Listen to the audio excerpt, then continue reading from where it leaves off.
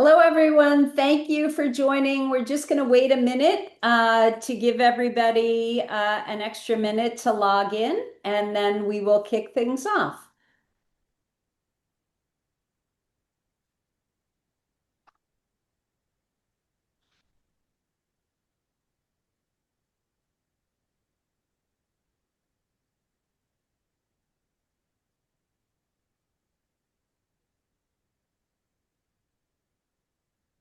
Okay, I think we're ready to begin this afternoon. I want to begin with a brief introduction and a hello. I'm Pam Hamlin. I am the board member of the NACD New England chapter. And I'm really thrilled to be the individual introducing Alan and the rest of the panel before we get going with this discussion. And I want to thank you all for joining the virtual program, Go Private Deals, what every director should know. It's promised to be a very, very informative, dynamic, and engaging conversation. Before we get started, there are just a couple of housekeeping items. Just first, a reminder, if you could, to remain muted throughout the program and to use the chat function to pose questions. And you don't have to wait till the end to pose questions. You can post the questions in chat throughout, and we're going to do our very best to be able to get to as many of those as possible at the end of the program. Next, we know many of you want to receive credits for the program through NACD. And just a reminder, to receive credits, we need to know your first and last name. So make sure your full name is visible on your Zoom window. And a couple of final housekeeping issues. Keep in mind our programs follow the Chatham House rules. So feel free to engage in open, honest conversation without any individual attribution. And lastly, I'm required to say this, as we all are before events. NACD and then the NACD chapter network organizations are nonpartisan, nonprofit organizations who are dedicated to providing directors with the opportunity to discuss timely governance oversight practices. But the views of the speakers and the audiences are of their own and don't necessarily reflect the views of NACD. So with that introduction, I would be remiss if I didn't thank all of our chapter sponsors. The chapter sponsors play a very important role in supporting initiatives like these today. Their loyalty of the organizations listed here on the slide truly underscores their appreciation and understanding the important role that NACD plays. And it's with their support that it allows us to really fulfill our mission of delivering world-class and director-centric programming, as well as peer-to-peer sharing of insights, which we all believe is very important to advancing excellence in the boardroom.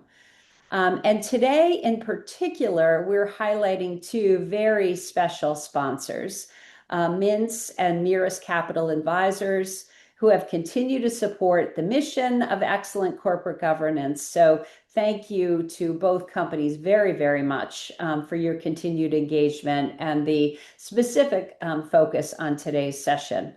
And additionally, I want to welcome some of our first-time attendees, those who are attending their first NACD event. This promises to set the bar very high. We welcome all of you and we thank you for joining us. And we really hope you enjoy your first program and that it is the inspiration to continue to engage when you see things that are of relevance. And as we start to wrap, I want to thank a few key people who are absolutely critical in coordinating today's events. Ellen Richstone, whose continued leadership of all of the programming with NACD New England, and also a board member, programming chair, has been outstanding. Deb Rosenthal is our executive director, and she leads our team. And Larissa Ravetto, the chapter administrator, who really makes it all happen. Thanks to each of you for all of your efforts bringing this program to our members. With that behind us, it is my absolute pleasure to introduce today's moderator. and that is Alan Fullerton. Alan is the chairman of the board of directors and the chief executive officer of Mirus Capital Advisors. So, Alan, I'm going to turn it over to Super. you to I kick this appreciate off. it. Thank Thanks so you. much, Pam. It's really wonderful to be here today with everyone, and it's my pleasure to kind of kick things off with an introduction of our three panelists. So I'll start with that. We have a couple of slides to go through to kind of set the stage with some data about overall transaction activity and the go private, kind of take private market today.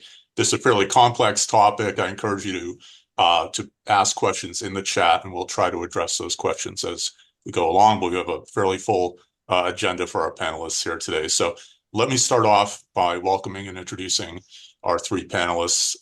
Matt Gardella is a corporate partner at Mintz with over 30 years of experience.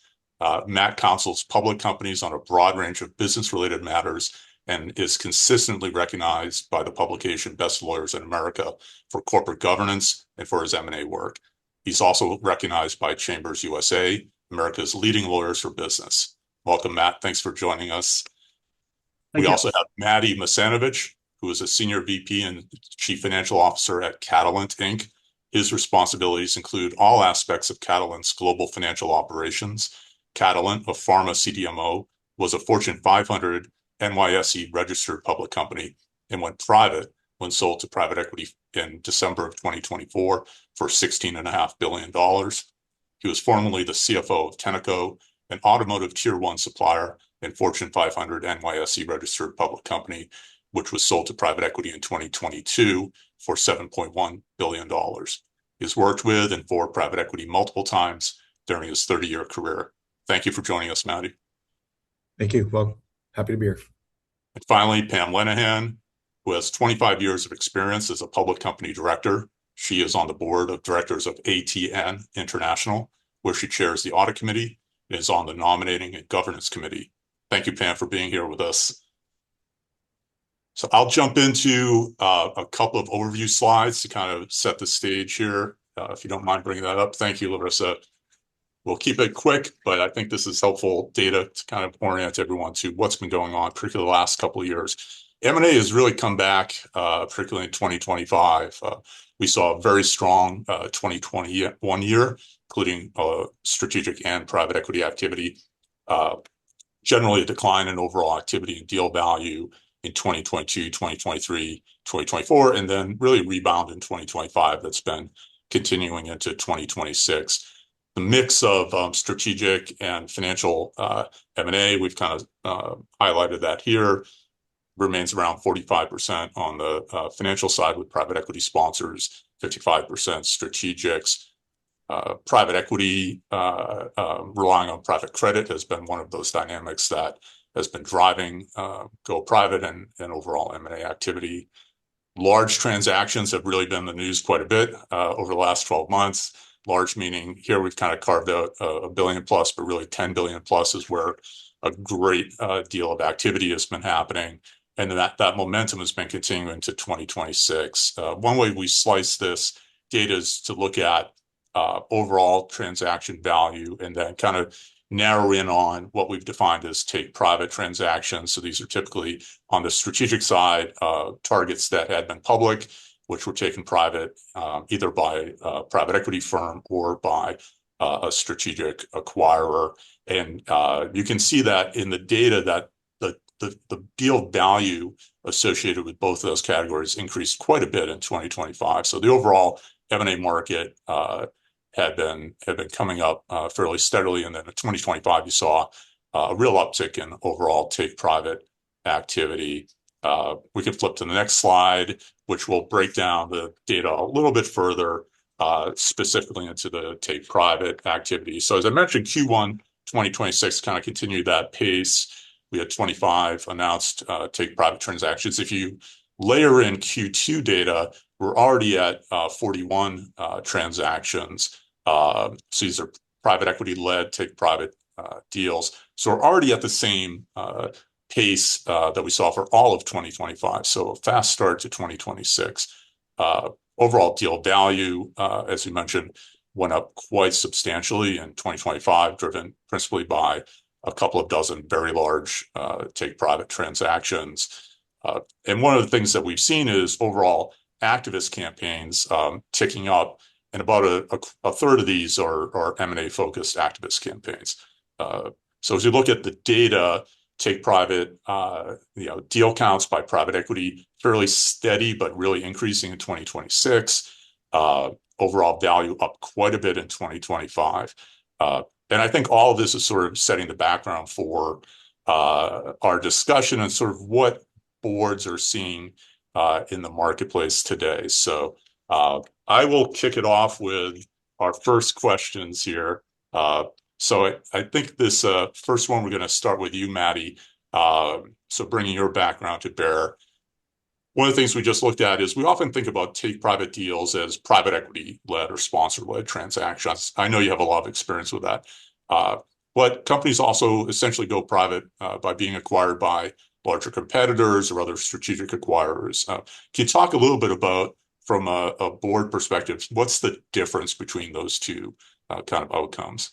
Yeah, there's probably a handful of key considerations. There's many considerations, obviously, but when you get approached by PE, it's really about deal certainty and ultimately the underlying financing clause, because they're going to lever the company up no matter however they explain it to you, or whatever the offer is. They're going to use leverage, equity and leverage to buy the company. And I think from a board perspective, the criticality of getting to a closing and getting through the financing, looking at the capital markets, is going to be critical. Is it volatile? How are they going to manage that? What kind of debt commitment do they have, or commitments do they have as they approach the company? So that's kind of like, I think, front and center from a board perspective. At the end of the day, whatever offer you take, if you get a direct approach by one private equity, you're probably going to do a market check, and you're probably going to approach some others along the way. So the process that you run as a board is going to be critical in how you handle that inbound as it comes in across the bow. And just, and then basic other things that are, I think highly different from my experience has been the due diligence.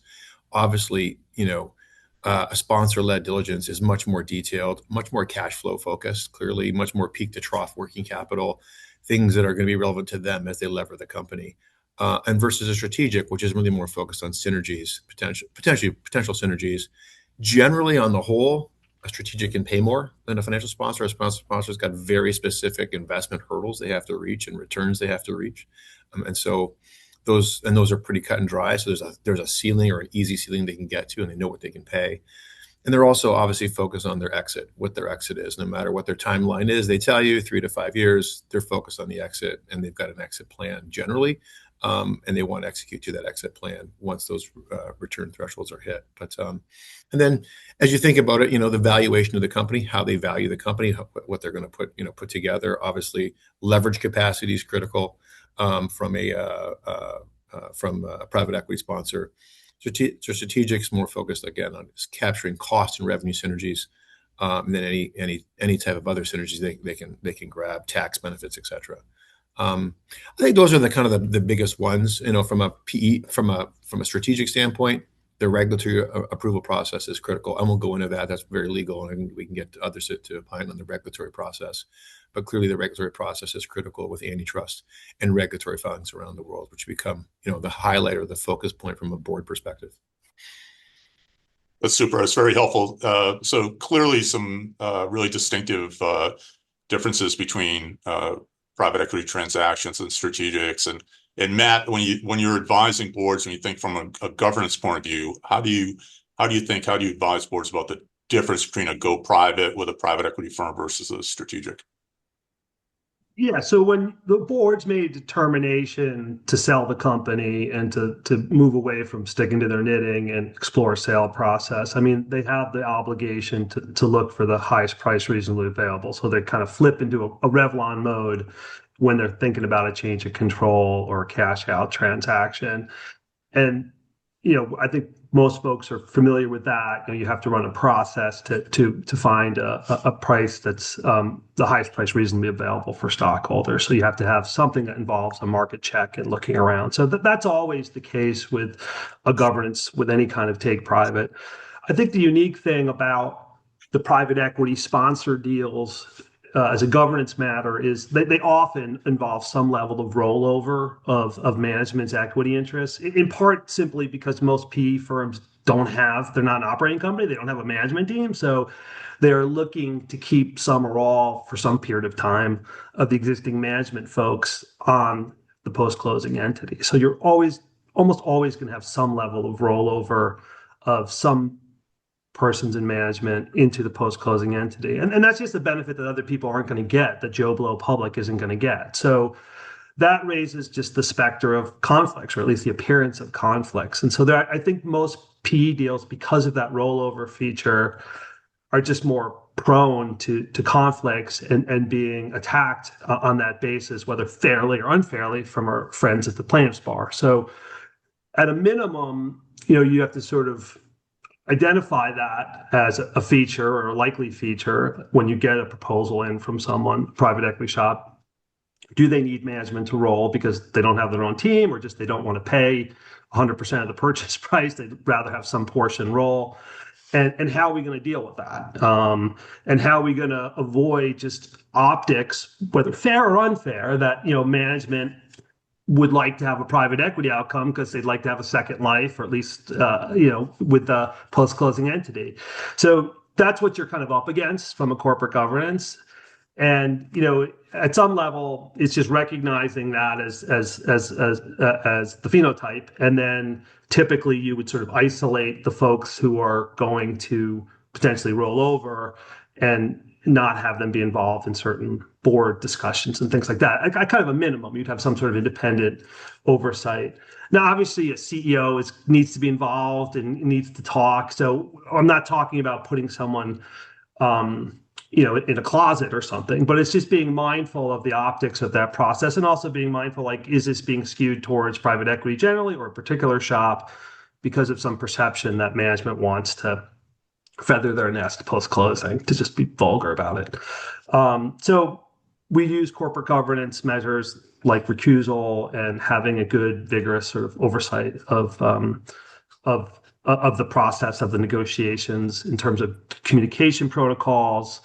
And that's the thing that you often see is, we don't want you putting the company in play by talking to a private equity shop. Like that dynamic you just don't have when a strategic shows up.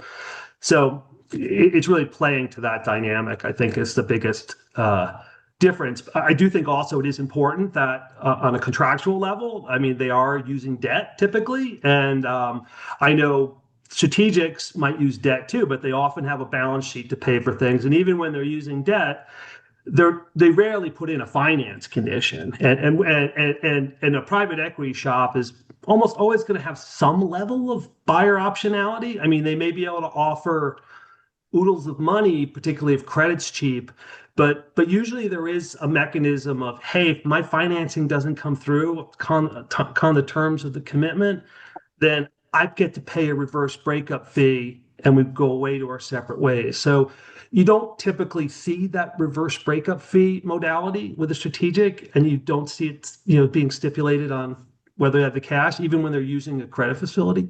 So that's a pretty big difference when it comes to deal certainty.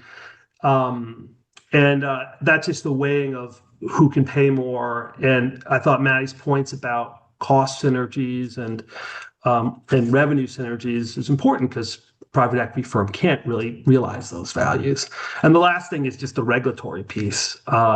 You're a lot more likely to have hair with a strategic in terms of antitrust or CFIUS than you would be with a financial sponsor, unless they have a whole portfolio or they're in the midst of a big roll-up that's caught the attention of the FTC or the antitrust. So it's that certainty mix of them needing to rely on debt, and it's that governance optic that I think are the two big features that differentiate between just dealing with a third-party strategic.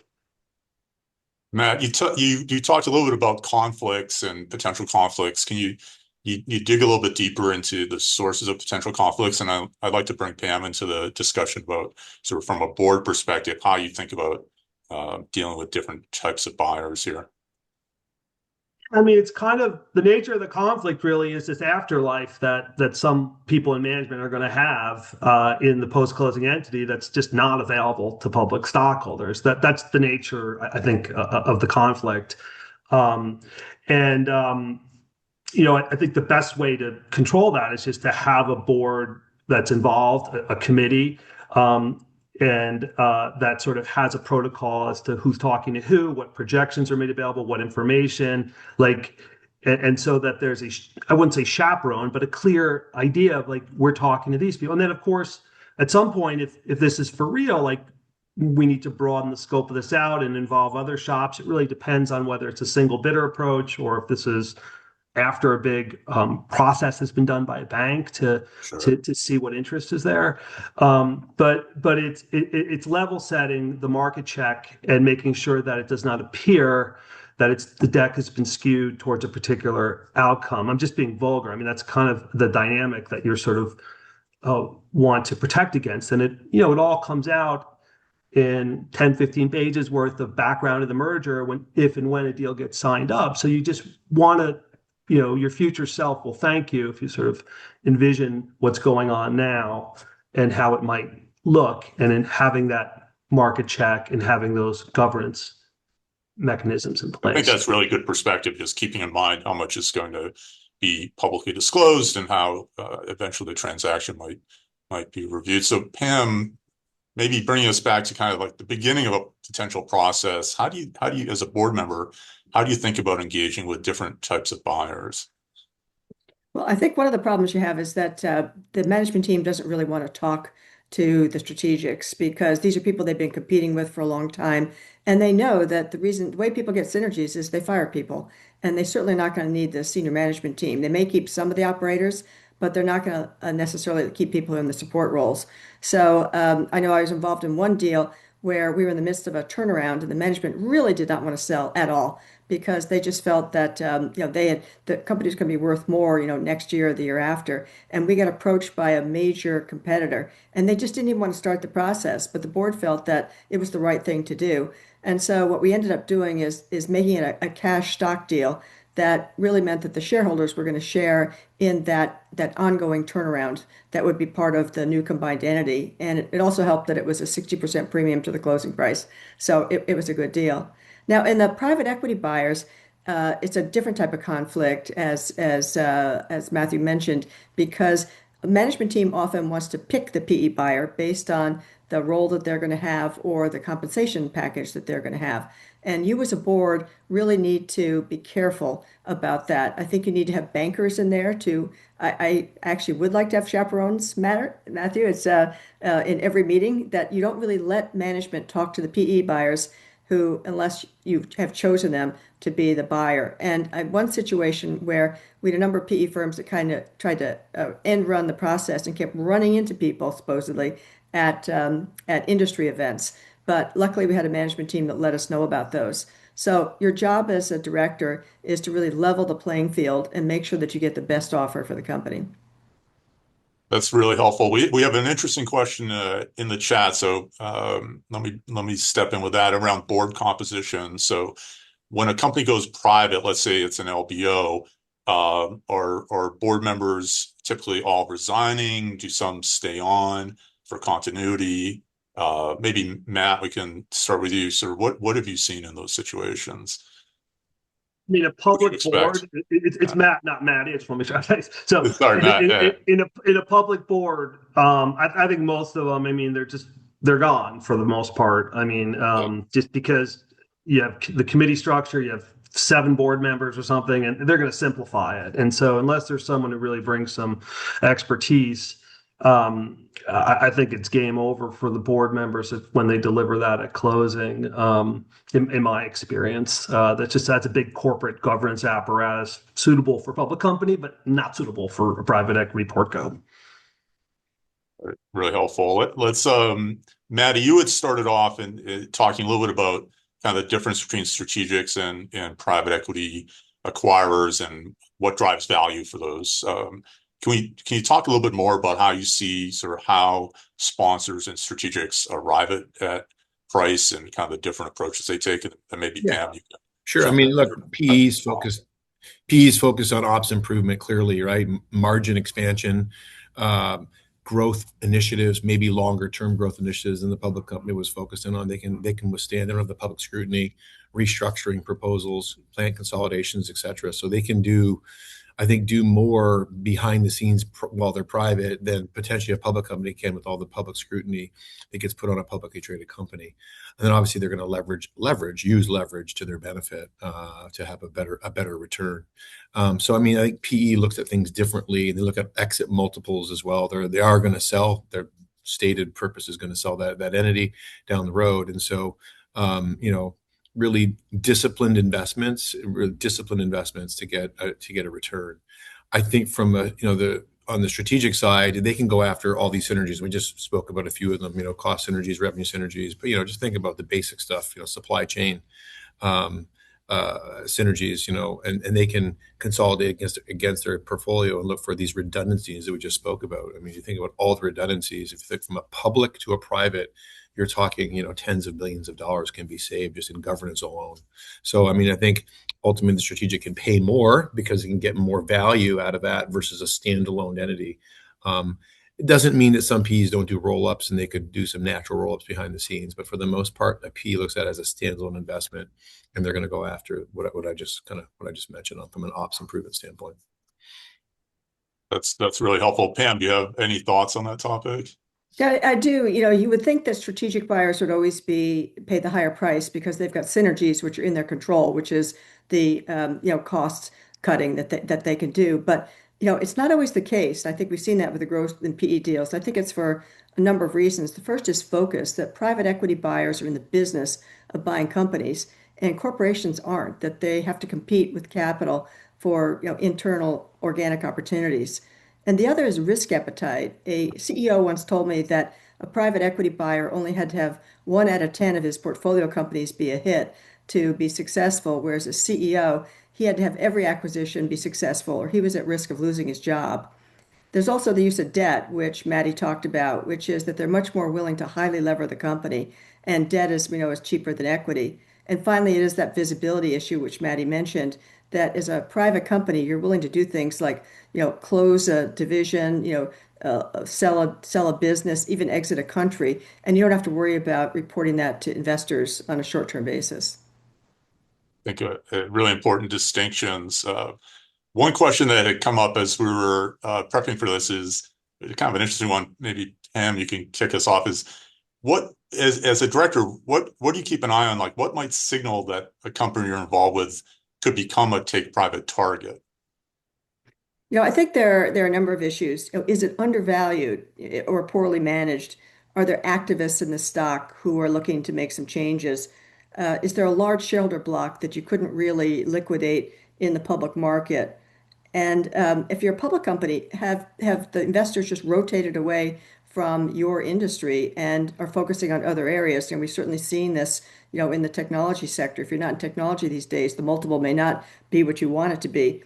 And, do you have debt capacity that you're not using? So if you can answer yes to any of those questions, I think that you ought to be concerned that you're a target.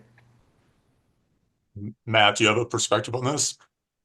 I think it's mostly those kinds of business valuation considerations that Pam has talked about, but just from a legal perspective, just to be clear, I mean, under Delaware law, which most of these companies are incorporated in, the purpose of a corporation is to execute on their business strategy for the long-term benefit of stockholders. So there's no concept that there's some magic price or 52-week high at which you have to run around and look to hawk the company and sell it and become merger bait.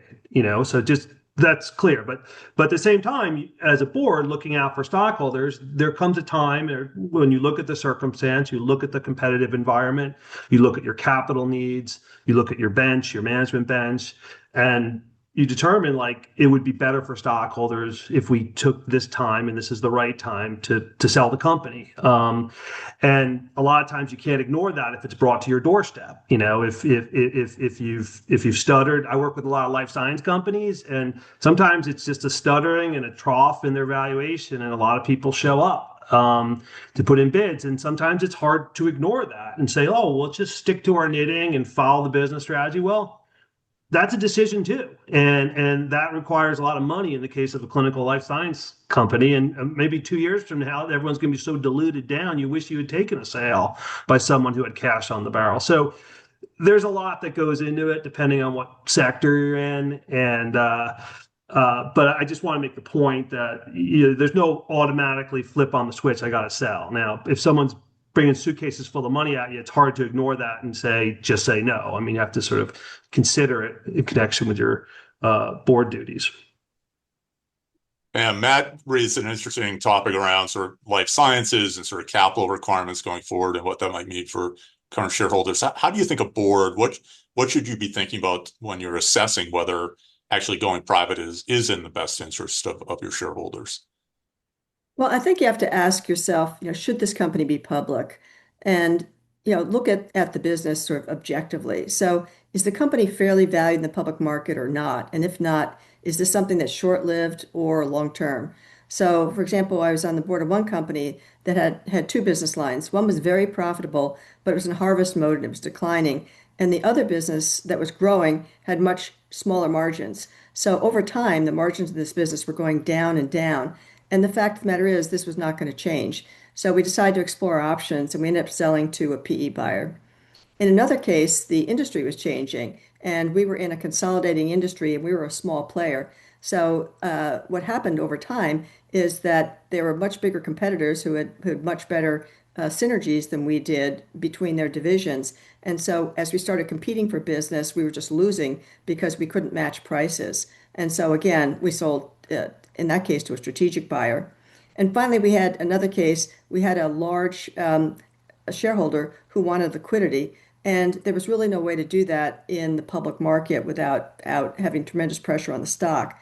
And as you know, in this case, it was a PE buyer. The longer they hold, the lower the IRR is. So they decided that they wanted to sell, and we held the process, and it ended up being another PE buyer. It's really interesting. Let's switch over to the role of independent directors. So maybe Matt, you can kick us off from a legal perspective, governance perspective. What is the role of an independent director in a go private transaction? I think it's to safeguard the corporate governance optics that we were talking about, and with the private equity, with the rollover piece. I mean, just putting in a governance mechanism to make sure that it doesn't look like things were skewed towards a private equity outcome. And you don't necessarily have to go into full special committee mode, hiring separate advisors, hiring separate bankers. I mean, there are a subclass of transactions where you would do that if you're dealing with a situation where a majority of the board's not disinterested, or you're dealing with a proposal from a controlling stockholder. In that situation, you're in the land of potentially entire fairness, which is a Delaware review standard, which is pretty exacting. You have to show fairness from a substantive point of view and a procedural. So when folks are faced with that kind of dynamic, they go full Monty special committee mode, and they also subject the transaction, if there's going to be one, to a vote of a majority of the minority stockholders. So that's like the highest expression of governance and the role of a special committee. But before that, let's just say we're not dealing with a situation with a controlling stockholder, and we just have XYZ private equity fund, maybe some other ones, maybe a couple of strategics. You're in a process, and there's a rollover that's on the table. And so the committee basically is going to do the stuff that Pam was saying. I mean, you're going to make sure that the communications to the private equity shop and everything is fair, and that the playing field isn't tilted. I think that's their primary role. The other thing I'll say is, just apropos of this background to the merger stuff. Again, I'm a securities and M&A lawyer, so I think a lot about that. Is when you have a situation where an affiliate is engaged with a transaction in which the company is going to go private, then you have what's called enhanced disclosure in this rule called 13E3.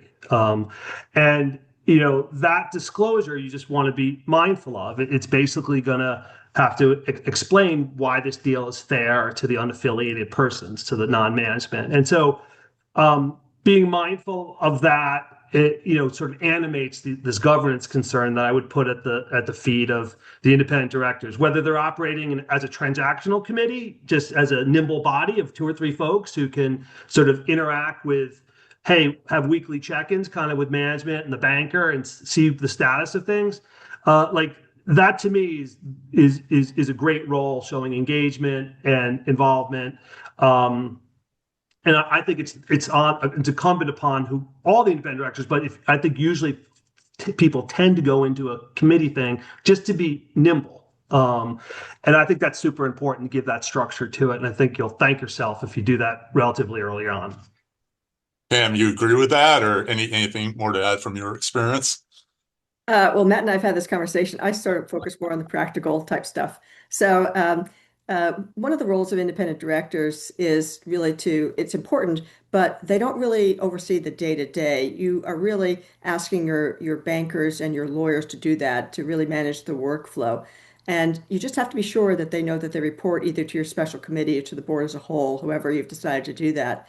And one of the things is that you have to remember that you've got a management team here and that they've got to run the business in addition to being part of this process, which is very time consuming.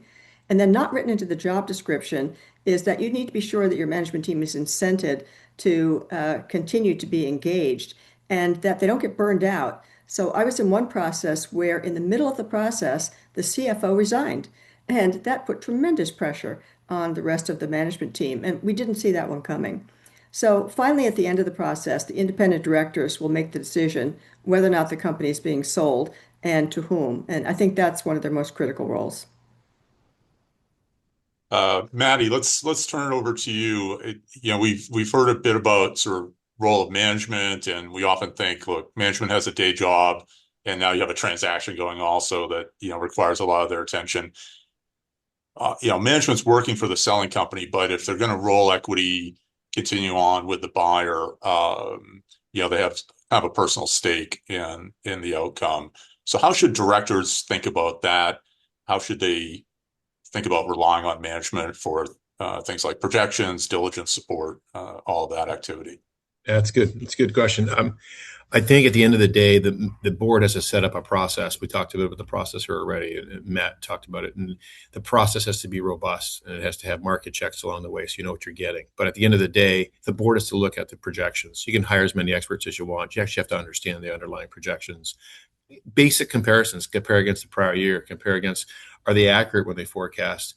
What's changed and what in the LRP that they put forward, or the projections they put forward, growth, margin expectations, where are they investing, how much CapEx, basic, what I'll say, the basic comparisons that just got to line up and be done.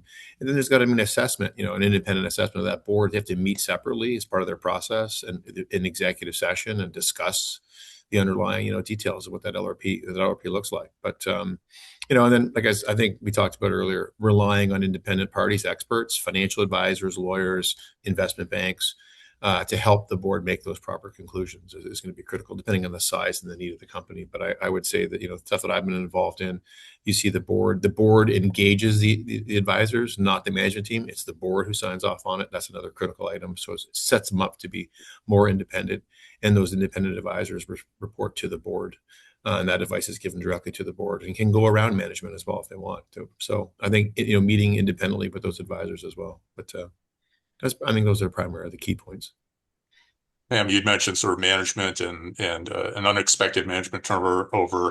How do you see working with management through a process as an independent director? Well, as a board, you tend to know your management team. So when you see these projections, you really do need to do the due diligence, as Maddie said, but you know your management team. Are they a team that is overly enthusiastic? Are they a team that kind of likes to underestimate so that they beat their projections? And are you really providing the fairest projections going forward that you think that are right for the shareholders? And when you have meetings with the individual potential buyers, you want bankers in every meeting because you want to be sure that all the potential buyers are getting the same information.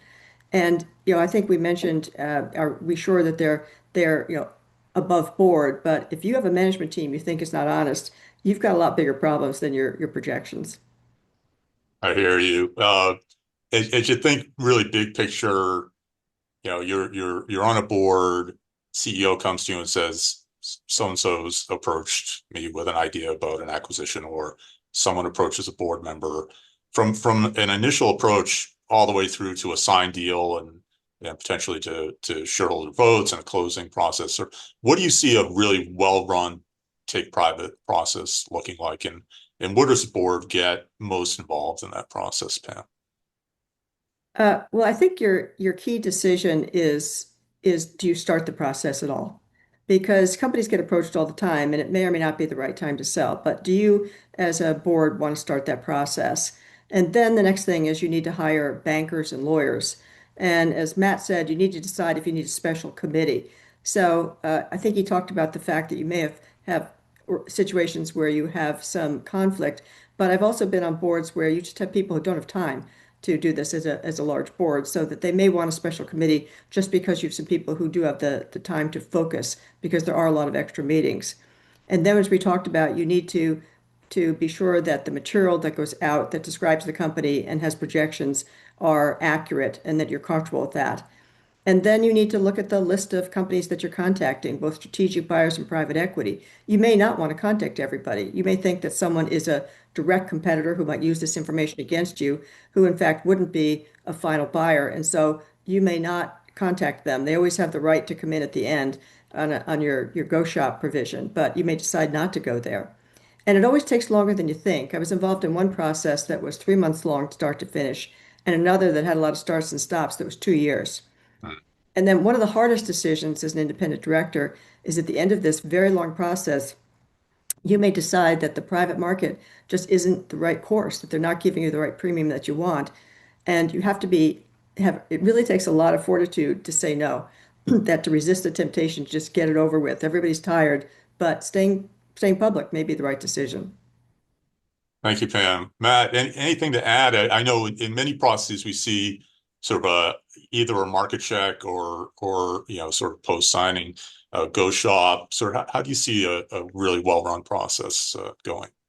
Well, I think what Pam says, right? I mean, if someone makes a proposal to you and it's a real proposal by a credible person, it's not written on a napkin, then I mean, you do have to be in a posture of taking it somewhat seriously. It doesn't mean you have to spend a lot of time and money and run around like a crazy person, but there would be a process for talking about that and looking at that, and if you have a banker already, having them look at it as well. Again, it depends on the formality of it. It's just if it's just bumping into someone at the Red Sox game and someone saying it'd be great to do a deal, it's different. But and you can see how these evolve in the background of the merger. I mean, you can see exactly how it sort of goes from a meeting at a conference to whatever. But if a proposal is actually sent to a board or to a CEO and they relate it back, then you have to decide what level of attention it requires. Yeah, you don't have to run around like a crazy person for everything, but I've been in situations where the CEO kind of instinctively says, no, we're not doing that. And maybe after the fact informs the audit committee chair. And then the person comes back again. And then the CEO kind of blurts out by accident, oh, well, we're going to hire a banker now. And the guy's like, you didn't hire a banker the first time? I mean, I don't understand this. Like, what are you doing over there? Sticking your finger in the wind saying it's no good. So you have to be a little careful. I mean, I'm not saying you run out and hire a banker at the drop of a hat, but like you do have to say if it's a credible offer, this is, we have to consider it and come back. And it's awesome if people have projections lying around that you can compare it to and say there's an intrinsic valuation that we have, a DCF, that this clearly is below market, in addition to pointing out that it doesn't seem like an awesome premium, or it doesn't seem like great based on our comps or whatever.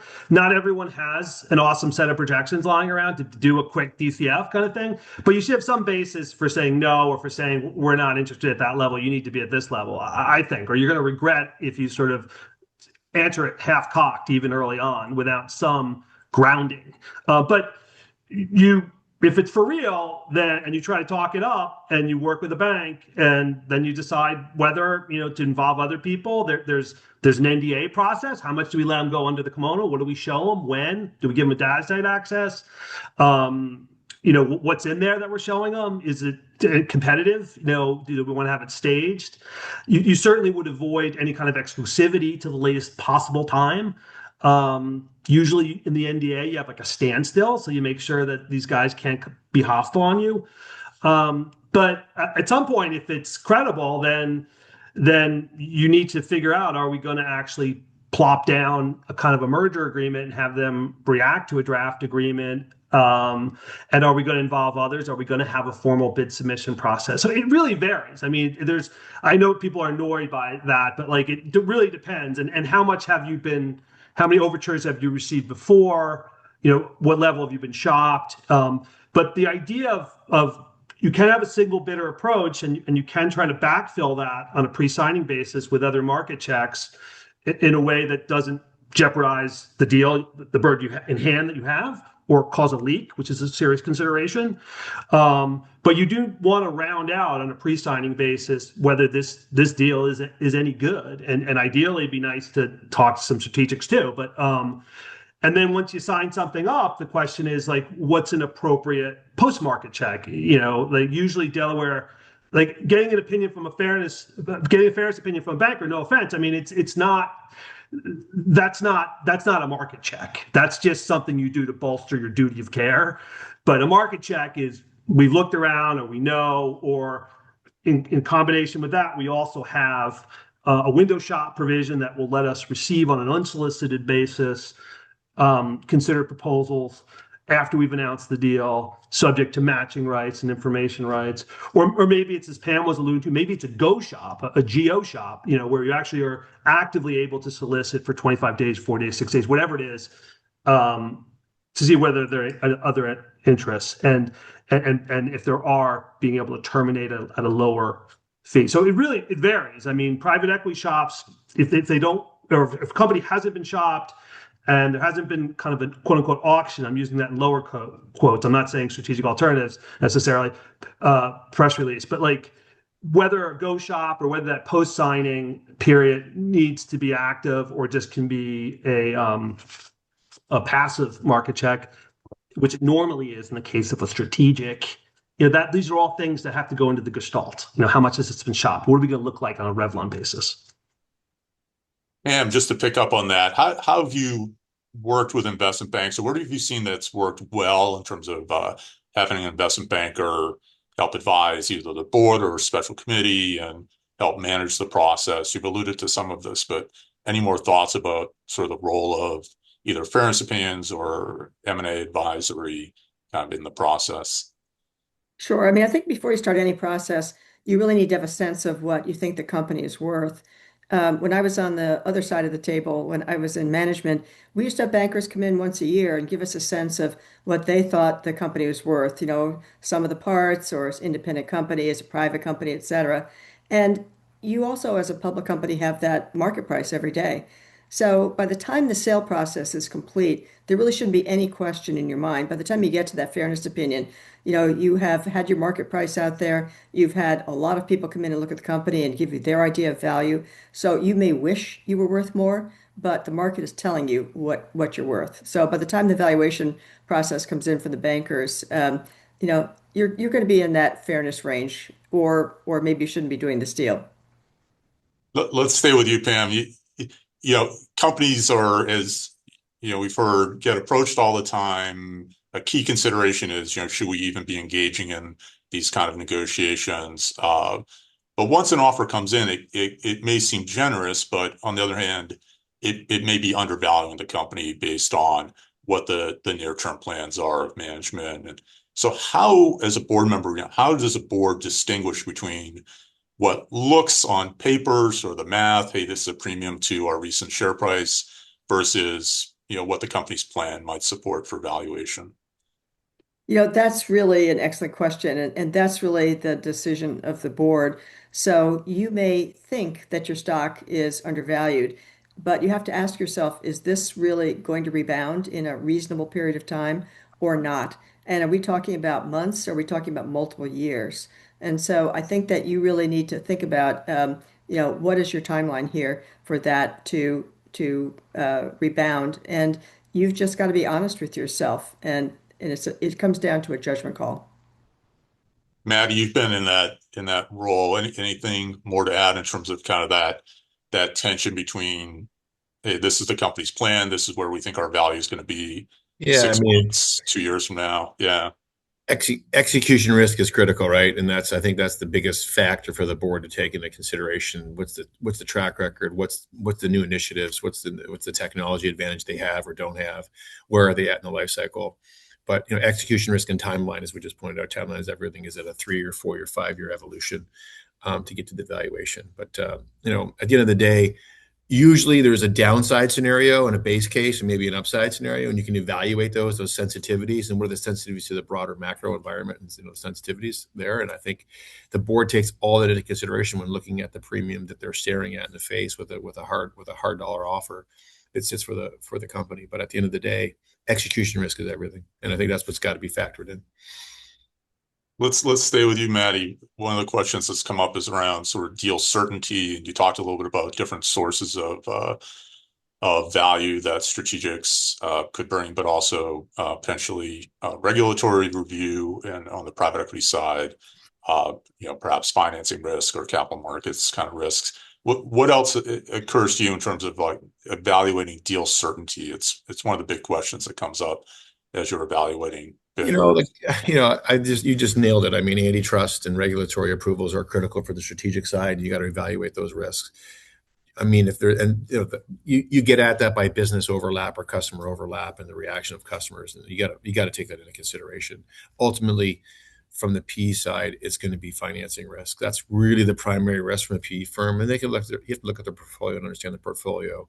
Do they have a great reputation, et cetera? I mean, generally they're going to pass those tests, but how much leverage they're going to put on the company. It doesn't really ultimately matter to you as they can put as much leverage as they possibly can, and they will likely do that. But are the capital markets open for that? And you have to understand those capital markets as you consider those offers.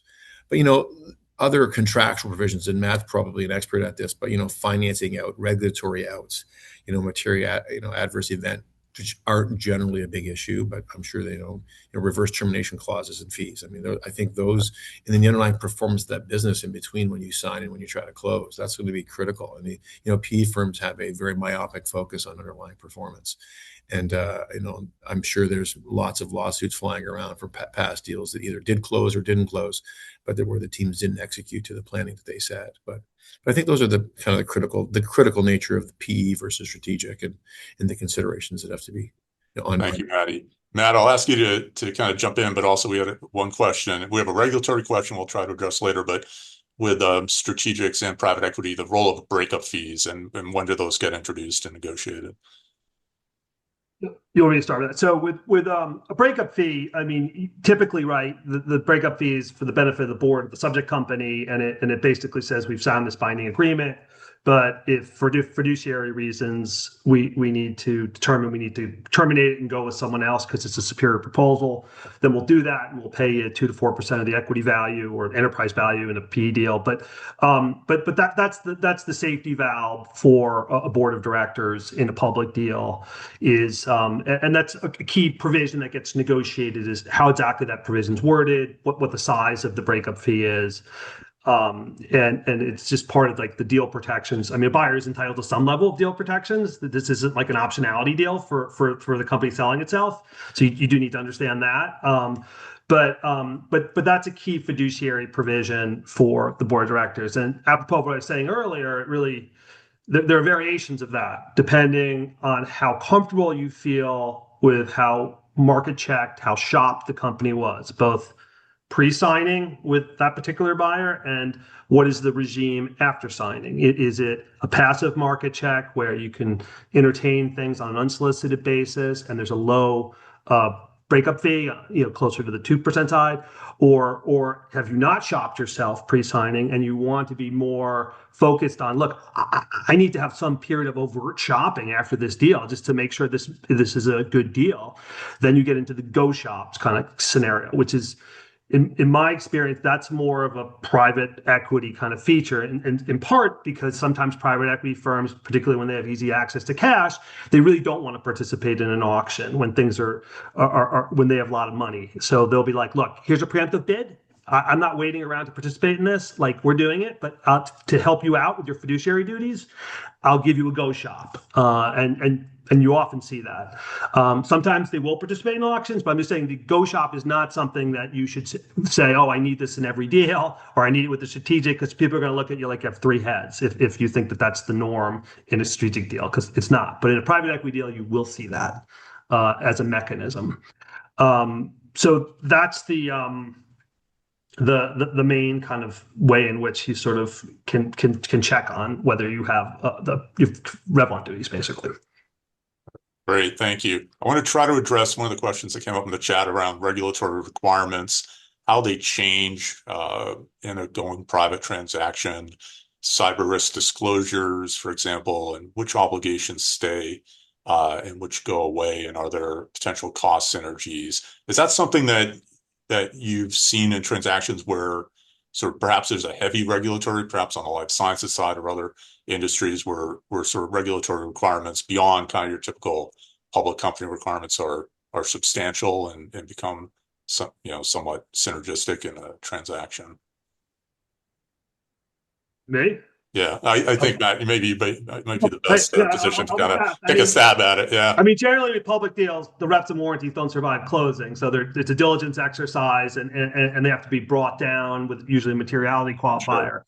And so you can say, hey, we're not closing. If you can, usually it's at a MAC level, the material adverse change, which is a very high level. So it's not like sticking someone with the bill. I mean, basically, whoever buys it's going to own it, so to speak. So if there's a cyber liability that crops up later, there was when Yahoo got sold, AT&T or whatever tried to get out of it, Verizon tried to get out of it because there was a big data breach thing that was kind of happening during the pendency of the deal.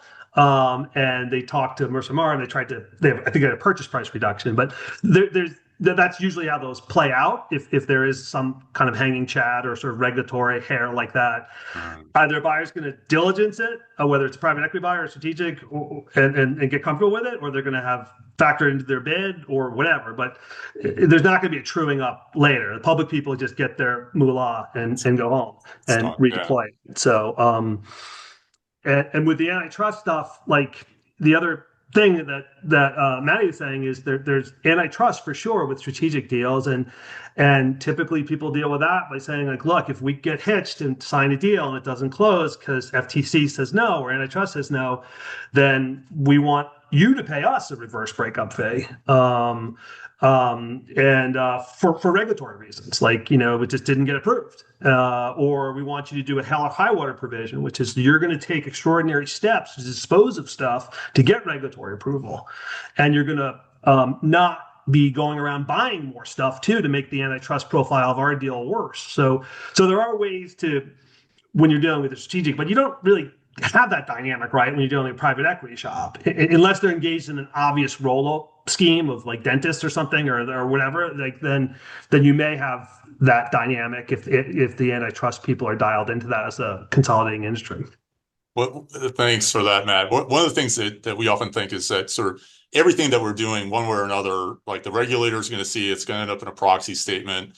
A lot of, I think, managing a process is keeping kind of some of the end points in mind, and are you doing the right things? I think as you've all kind of said, are you going to feel good about how that process was done when it's all said and done?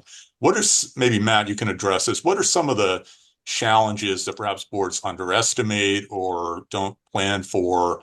And if you mentioned a couple things where sort of they've kind of painted themselves into a corner or have, come up with issues as the transactions kind of proceeded. I think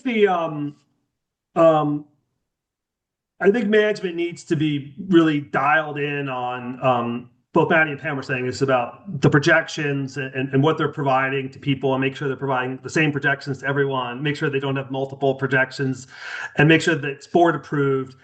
I think that can be unfortunate if you had a really aggressive, like rosy set of projections that you gave some people, and then you got more modest suddenly, and unless there was a change in circumstances. But like, I think people are a little horrified to learn like, oh, management's been using this set of projections that really weren't approved, or was it kind of a bootleg version, and yeah, we marked them draft, Matt, so we don't have to worry about it, right? And sometimes, well, we do. I mean, because we're doing a proxy statement, and even if the bank didn't use it in their DCF model, like there is a question of like, we need to provide this in the proxy statement. We may need to, depending on who saw it, if someone else saw it. If it was just an internal draft, probably not, right? But if the board saw it, or certainly if another side saw it. So I think people get screwed up on the projections a lot, and it can be fixable. It's just like sometimes you have to say, oh, here are two different sets of projections. And this is different from showing a base case, stretch case. Like sometimes people do that in certain industries like telecom, but I'm talking about like, oh, this is a projection we used earlier in the process, and this is the one we used later. And there are definitely deals in life science, at least. I see that a lot. And in part, people want to make sure that that's out there because there's this thing called the Corwin defense. It's named after a case that says, look, if a transaction got proved in a non-coerced, fully disclosed way by majority of the stockholders, they give it a thumbs up, then you're back into business judgment land in terms of your Revlon duties are kind of deemed to be over, kind of, and you're going to be okay. So people love Corwin. But in order for it to apply, it has to be fully disclosed. So then people now will wring their hands like, geez, do we have to put these other disclosures in there to make sure we have Corwin available to us? And the plaintiffs will always ask for it, what set of projections were used. So I find that to be the most nettlesome thing. It's just being disciplined about that. That's really helpful. And along that topic, you often see sort of reflexive derivative suits, shareholder suits coming out, within minutes of a transaction being announced. What should board members kind of be aware of? What's their sort of personal liability in those situations? So, I mean, just quickly on this. So I think that you're always going to get, I mean, most recently I worked with like 20 different, complaints filed, and there's always these muting disclosure complaints, so it's not like the deal is going to be enjoined or prevented from closing. It's not like there's going to be personal liability. I mean, I'm being a little crass here, but they're basically, it's a stick up. It's a transaction toll that the plaintiffs bar typically will do, and it's a heat-seeking missile. They'll look at the background of the merger section of the proxy. They'll look at the opinion description that the bank gives, and they'll look at the projections that are accompany the DCF in the opinion, and they'll just scab pick on a number of fronts. I mean, I say that sort of respectfully. I mean, whether it's meaningful or not, they will say this is meaningful disclosure. It needs to be added. Additional detail usually in each of those areas, and usually those situations get worked out. There's a payoff of the group, but the groups have gotten much bigger. It used to be like 7 or 8. Now you've got like 20 or something. But still, the amount of money typically is like 150,000 or something like that. I mean, they can, even if they have to share it amongst a large group. So, I mean, that's the nature of it for the most part. The only things that actually involve directors, I think, in terms of potentially having staying power post-closing, having a potential to be deposed, is if there's an assertion of a conflict of interest. If the kind of things that we're talking about, like you have a duty of loyalty violation here potentially when you think conflicts of interest, because most things are indemnifiable under either the charter or hopefully as a director you have a separate indemnity agreement. Hopefully you have an exculpation provision, which usually is in the charter, which says that there's no personal liability for breaches of fiduciary duty other than duty of loyalty. And hopefully you have D&O insurance, and hopefully you have what's called an exclusive forum provision, which just says any fiduciary litigation is going to be done in Delaware. In the old days, they'd file in New York City where the stock trades, and they'd file in Massachusetts where it's headquartered, and they'd file in Delaware. So there's a proliferation of lawsuits. But if you have an exclusive Delaware forum provision, they all got to go down to Wilmington. So I think directors are pretty well covered legally if they've been observing all these good observations that we've talked about in terms of being involved and being watchful. I think those 4 pillars of protection are pretty good legally. Pam, any thoughts in terms of sort of how a well-run process or a thoughtful board kind of impacts this sort of risk or liability? Well, if you have a good legal counsel and you followed a good process, you really shouldn't be worried. So even if the company and the directors get individually sued, and even if you get deposed, it's that process that's really important. And of course, you need D&O insurance. But I think you just really need to focus on the process from day one, and then you're protected. Pam, let's stay with you, and we'll get Maddie's view on this as well. So you sign you go through all the process. You pick a buyer. You sign the deal. You put out the merger announcement. In between that signing and closing, what are the best practices for communicating with shareholders, employees, if there are activists involved in that interim period between signing and closing? Well, first of all, I think that you really need to invest in a good communications firm. This is not something that you should be trying to do yourself. They're experts in this that should really be helping you. And so as soon as the deal announced, you should be ready with that press release that talks about the deal and the rationale for the deal. You also ought to hold immediately a town hall with the employees. So both your existing management team and the people who are coming in. You also want to call your major investors. You don't want them just to read it or just to wait for a conference call. You want to be sure to call them.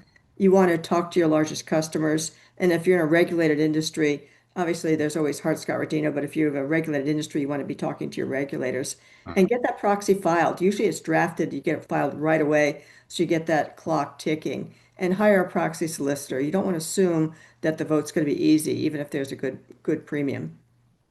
Maddie, anything more to add in terms of, getting to a successful closing? You have to be so careful what you say publicly. You're going to get asked 1,000 different ways from 1,000 different people on deal certainty, on what issues there are at the close, the status of the regular filings that haven't been made public. You try to just disclose the significant ones as you go, but you have to be so careful because obviously the stock is trading in that window. It creates more lawsuits down the road if you do have some disclosure that's inadvertent. But I think at the end of the day, getting from signing to closing, you need organizational performance. You need to really drive performance, and you have to be focused on the business and not get distracted with the deal. It's really hard for management teams. They get really distracted with the deal, and there's a lot of time being absorbed by, getting through all these other processes. But I'd say deal related processes, but staying focused on the business, keeping your teams engaged is absolutely critical. Delivering a team to the end of the day to a private equity team. That's what they want. Private equity, that's what they want. They're investing in a management team as well as not just the company. That's really helpful to keep in mind. I know we're going to run up on time in a few minutes, and I want to make sure we get a couple of these questions addressed that had come up in the prep. So one is just around those public disclosures, and Matt, maybe you can speak to this. As boards are overseeing the process, or where do people perhaps underestimate or how much disclosure there's going to be and what those requirements might look like, and what should people keep in mind? I think the main thing is just the background of the merger is just some pretty detailed chronology of the material events leading to the signed deal. And they shouldn't just think, oh, it's a timeline and anyone can draft it kind of thing. Like it's a critical source of defense for the board and for the process. We've spent all this time doing this great process. Now we need to get credit for it. So it needs to be written well. Typically a lawyer will write it, and typically will show the bankers, and then the board will look at it, and or subset of the board, a committee will look at it. Like, we need to get credit for everything that happened, and be ready to go on that. And particularly if you want to file the proxy, soon after announcing the deal, usually there's like a 10 business day or a 20 business day period of time in which the contract says you'll file. If you can do it faster, that's great. I've done some in a couple of business days. That's wonderful, but that takes a lot of prep to be doing parallel even before the deal's announced, and some buyers aren't willing to do that. But that section's a bugger, and it needs to be written well so you get the full credit of all the good governance you've done, and it takes time. And also, I'll say some of it is derivative. A lot of it should be derivative from minutes. And a lot of times people have these ideas about minutes. Oh, let's keep it really short, and let's not really say anything because that's more protective. That's actually the wrong answer. I mean, you want really good minutes that are thematic about what's going on, and they're going to be the feedstock for the background section and how it congeals in terms of a theme as to why we're doing what we're doing at this time, kind of thing. So I don't think that can be shunted down to some junior person, and I think the minutes should be done with great care and should not be done at the end of a 6-month process where you say to the board, "Oh, congratulations, here's 4 months worth of minutes. We approve them all en masse." I mean, they should be written contemporaneously, and they should be in anticipation of how we want this to look and how we want to get credit for what we've done, kind of thing. So that's my 2 cents. Thanks, Matt. I've got a question for Maddie, and then I'll ask each of you to talk a little bit about sort of biggest surprises you've seen in processes and challenges. But Maddie, we're often asked by management teams, like, what's going to change when a transaction happens? How does life change post-transaction? when you think about it from a board perspective or even senior management, once a company goes private, what changes in terms of governance, capitalization, management? Sort of what are the big things people should be aware of? I mean, obviously, so governance clearly changes, right? You have a public board, public committees. Some companies don't run with an audit committee once they go private, private equity. Financials generally are a lot less covenants, covenant light models versus, heavier covenants for publicly traded companies. Different debt structure completely. Usually in some cases they go private capital. So there's the governance side of the house is substantially different, and cap structure is substantially different. I mean, much higher leverage than you would be accustomed to as a publicly traded company, as the CFO of a publicly traded company that goes private. So I think, just to be brutally honest, the workload changes. I mean, really getting into cash flow, much more detail into cash flow than you would ever have considered as a publicly traded company. Cash flow is critical. Understanding the cash flows and the cash nature of the company, and then just really more reporting, more detailed reporting to a board that's much more directly involved. I mean, I talk to my private equity owners weekly. I didn't talk to my public boards weekly, so there's a lot more insertion into the actual business. And a lot of these private equity firms are also operating companies. They have operating experts on their staffs as well, and their teams as well. So they'll come and they'll put operating executives in, and they'll sit through operating meetings with management. So it's a lot smaller board, much more dedicated to, driving the business and really riding along with management, a lot closer to management than a publicly traded board would have run the company. So it's a different kind of, what I'll say, focus area, if you will. PE definitely focused on capital allocation. They want to know where every dollar is being spent and why it's being spent and what the return on that dollar is going to be. Less so with public, not that they don't do public, capital allocation, but it's a little bit different criteria, different threshold potentially. Right. That's really helpful perspective. Thanks for that, Maddie. Pam, let's start with you. You think about so this is maybe a negative question, but you can take it positively. What's the biggest surprise, challenge, pitfall that you've encountered in a go private transaction? Well, I was involved with a company that had a large PE owner that had never sold during the time the company was public. And before we decided and they decided they couldn't liquidate in the public market. So before we decided to sell the company, they looked internally to think about whether they wanted to take it private themselves with one of their other funds, and they decided that no, they didn't want to do that. So we didn't need to set up a special committee. I was the presiding director, which meant that I oversaw meetings of the independent directors. So we went through the entire process. It was very well run. We picked a buyer. Had our vote. We were working on documents. It was going to be over the weekend that we were finalizing everything. We were going to announce the deal on Monday.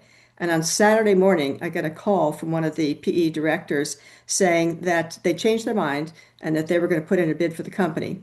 And so I had to form a special committee of the independent directors and try to find an independent lawyer 2 weeks before Christmas on a Saturday morning. So I did. Know a lot of lawyers. I was able to find a lawyer. We had meetings of the special committee, and it was a very frustrating process, as you can imagine. So luckily, by Sunday afternoon, the PE firm had changed its mind and decided to go with the original buyer that we had chosen. And we delayed announcement of the deal by a day. But it was just a very tense few days there. And I think that was sort of my personal stress test. Thank you, Pam. Maddie, how about you? What's sort of been the biggest surprise that you've seen in go private transaction? I always say this, and I'm not a copious note taker, nor do I send a lot of emails with a lot of details in them. And I'd say that that's benefited me in my career dramatically. I've seen in the proxy disclosures, there's things that come up that I'm shocked at. You get your phone is taken, your text messages are looked through, every communication is looked at. And I think the biggest advice I can give people, and without giving any anecdotal evidence that I've seen, but sending the random text late at night or soliciting somebody else into a process where, a CEO or CFO made calls to other third parties without the board support or approval is just dramatically a problem. And it's always a problem. And I think you got to really follow your process, and I think really be careful what you're documenting. Thanks, Maddie. Matt, you've been involved with more than a few of these transactions. What stands out to you? I mean, I think the biggest sort of gong show that I'm aware of is just like executives, good people, smart people, just loose-lipped and having conversations with PE firms outside of the ambit or even before the company's even thinking about selling itself, and then having that come to roost. And there have been situations, publicly traded companies, where they've fired executives, including one who was a former CFO and on the board, for doing that. Like, hey man, we're not for sale. Like, what are you doing talking to KKR or fill in the blank? Like, we're not interested in that. We didn't tell you to do that. And sometimes you'll even see that alluded to in a proxy statement, like suddenly blah blah blah left, and so it can be embarrassing. I'm not going to name names, but like that to me is like the worst, and that shouldn't be. I mean, it should be a controlled process, and those outreaches as controlled as possible. But as Pam said, it is unpredictable, sort of like, particularly if you have a large private equity owner and they don't like the sale process that's going on, then suddenly they decide to out themselves and say, I'd like to be a buyer if this is all. And that's kind of good in some ways if they're going to save the day. But now we got to scramble to deal with that. And shouldn't you have told that earlier? And if you need management, so you have to be good, and I really think you have to have good advisors. I mean, it sounds self-serving, but to deal with that stuff. That's really helpful. Thanks, Matt. And I couldn't agree more. This is a complex topic, and I feel like we've covered a lot of ground. Maybe, Pam, as we wrap up, you could kick us off as you have a lot of experience yourself. You've heard from a couple of your contemporaries here. What do you think are a couple of key takeaways that the participants here listening in should be taking back to their boards? Well, I was thinking of three. One, I think Matt has already mentioned, which is you want to pick good advisors who specialize in M&A. You don't use your generalists. Find people really specialize in M&A and listen to their advice. The next thing is to realize that selling a company is a long and complicated process. So be prepared for a lot of extra meetings and a long timeline. And finally, you've really got to be sure that, as Maddie said, you've got to keep management team focused on the business. The key to getting the best valuation in the long term is performance. So you need people who are running the business well, and try to shield as many people as possible from this process. You want them to run this business as if they're going to own it forever. Very good. Very good thoughts. Maddie, anything you agree? Anything in addition that you think people should be taking back to the boards coming out of this? I think that's an exceptional summary right there. I mean, that's exactly the key takeaways. Thanks, Maddie. Matthew, anything more to add? Just don't deliberate by text. It's the worst, as Maddie was saying. I mean, let's have a live conversation, bilateral, and let's rely on some good-looking minutes that a lawyer drafts up. And if you got a lot of scribbles and notes, maybe once you see the minutes and you like the way the minutes were written, maybe it's time to throw out your notes, at that point. And then when you're sure that everything's been properly reflected, that you want it to be in those minutes, instead of just keeping them around forever and having weird doodles on the side that could be misinterpreted later. So sorry to end it on a legal note, but the deliberation by text is a disaster. Super. Thanks, Matt. Thanks, everyone. Pam, Maddie, Matt, for joining us today. Thanks to the audience for coming in as well, and for the questions. I'll hand it back to NACD to wrap up. Thank you, Alan. On behalf of NACD New England chapter, just an enormous thank you to Alan, Matt, Maddie, and Pam. I mean, you see in the chat already the extremely positive feedback that is being shared. The experience and knowledge of this panel is so impressive, and they have left us each with real actionable insights to bring into the board room as directors. Before you head out on your way, just a couple of really quick wrap-up comments. You'll see on your screen now a list of New England's upcoming programs. Hopefully you'll take a look at them. You can go to the website. They're all listed there. So please visit the site for more information or to register. And then the final thing here is don't forget the survey. Your feedback is very important to us to ensure that we can continue to develop and run, equally engaging and helpful programming events. So thank you to everyone for attending. We look forward to seeing you again. Thanks again to Alan and our panelists. Excellent session, and have a great day. Bye now.